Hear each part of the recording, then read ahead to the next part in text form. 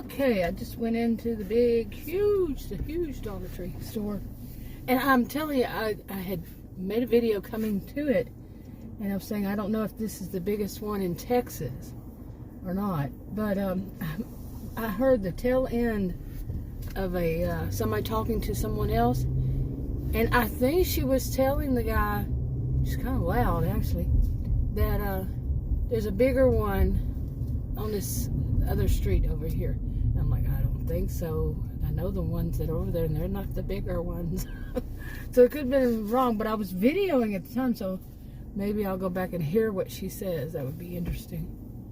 Okay, but I was in there a good long time because I made a lot of videos while I was in there, and I'm telling you, it happens every time. I've been doing videos, making videos, because that was the first thing I knew that people did that I could do. I was totally shocked. I was used to YouTube being music and how-tos. Now, so I went down a little rabbit hole one day and saw people doing Dollar Tree videos. I said, hey, I can do that. Let me see how it works. That was 8 years ago. I just celebrated today's September the 4th, and it was on August 21st, the 8 years of making videos on my original channel. Not all of them. I had more than one for different topics and so forth. But anyway, yeah, 8 years. And in those 8 years, I'm telling you, it happens at least one. There is at least one. I've said this kind of thing for years about many things. There's always that one. That's how I put it. At least that one. But okay, of course, there's exceptions to rules. But anyway, the type that they're going to do something to bug you. Okay, and quite often it is this. They see you, I'm saying you, I mean me. They see you standing there and you just walked up to something and you're ready to get it. And you're looking at it, and all of a sudden they have to have something right there, right where you're standing. They have to have it. You need to hurry and move out of their way. Or they're just going to get real close to you and just stand there and looking at you waiting. I just continue doing what I'm going to do. Really. And there was one woman, she came in behind me.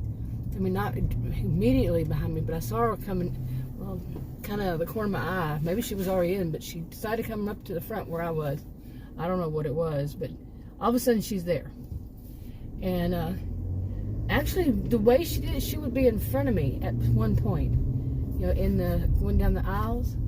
But she would circle back around to make sure that she was in the same aisle I was in. Like I said, I continue doing what I'm doing. I worked with a lot of kids, and I can remember from back in school myself, stand in line and wait your turn, you know? But really, it's not, you know, I'm being hostile thing. It's just how I see things. And at my age, I'm not going to change that way of looking at it. And if somebody thinks I'm going to move out of their way, or I'm going to drive faster, you know, that they own the road kind of mentality, I'm sorry, you don't. Stand in line and wait your turn. I actually said it to a guy recently. I'm serious. Okay, I'm serious. I was in a different store, and I just walked up to some product, and he come up behind me. I mean, right then, I mean, I just stopped. I had just stopped because I was looking at a product. There's something on the shelf. He come up right behind me, like, you know, and said, excuse me. I've heard that so many times lately. Yeah, that excuse me is polite, but stand in line and wait your turn. No, really, like, I'm going to move where I just stood, where I just got to that spot, because he wants to be in that spot. And it wasn't like he didn't have any room, because he did, to go around. No, he wanted that spot right there, and I need to excuse him and move out of the way. So I didn't move. And I looked, wow, maybe I did a little bit. And I just turned around and looked at him and said, stand in line and wait your turn. And he just had a look on his face like, whoa, you know. A whoa and a wow and a smile and a grin all together. Seriously, like, maybe he caught it. Yeah, stand in line and wait your turn. You don't own the store. Not anybody's going to part ways so you can make it through before anybody else. I mean, what nerve? What nerve? I've actually seen employees at one particular store, a big, huge superstore, well known, they're doing these I think what they're doing is either, what is it called? You know, when they put the stuff back on the shelves, restocking, and ordering, and doing ordering new supplies for something, new whatever. Obviously, I never worked in a store. Actually, I did kind of when I was a kid.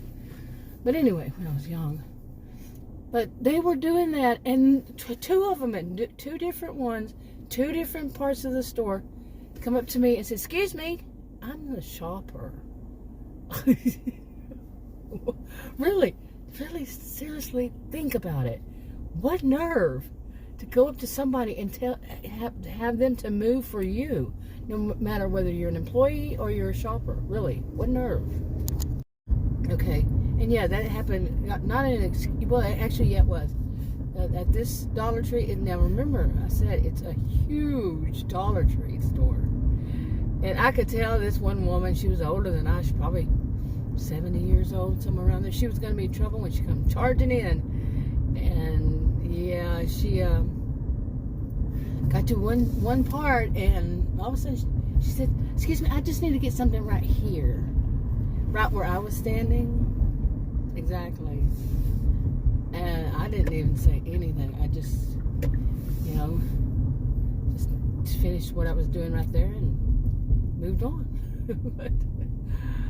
But in a way, I gotta say, she kind of scared me. You know, even though, I mean, I was just seeing her out of the corner of my eyes.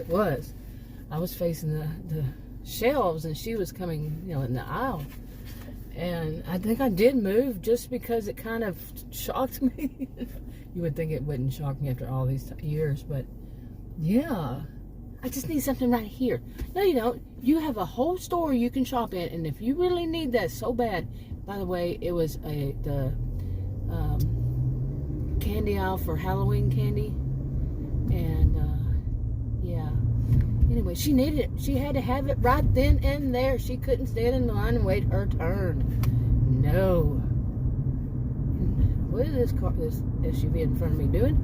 I can tell you what they were doing. They were weaving all over the road. Yeah. I think I'll back off a little bit. I'm in no hurry. I'm Sunday driving. It actually is Sunday. So, wow, the gas there is $3.19. Okay, yeah, they really were weaving. I don't know if it was just somebody distracted or what, but yeah. So anyway, stand in line and wait your turn. I really wonder how it is that people forget that. What? I mean, I don't really, because I do videos on another channel that have had almost as long about people who are, you know, toxic people, they have narcissistic, self-centered, whatever the behaviors are, they think, and some think that it is how it works in the world, is you need to move away from them so they can do whatever they want to do. Their business, you need to move. Even if you just walked up there, nope, you are in their way, so you need to realize it and move. You know, like people who drive like that, you need to move. Okay, but for real, the older I get, the more I see that, you know, people who do that, and that I'm not going to do it.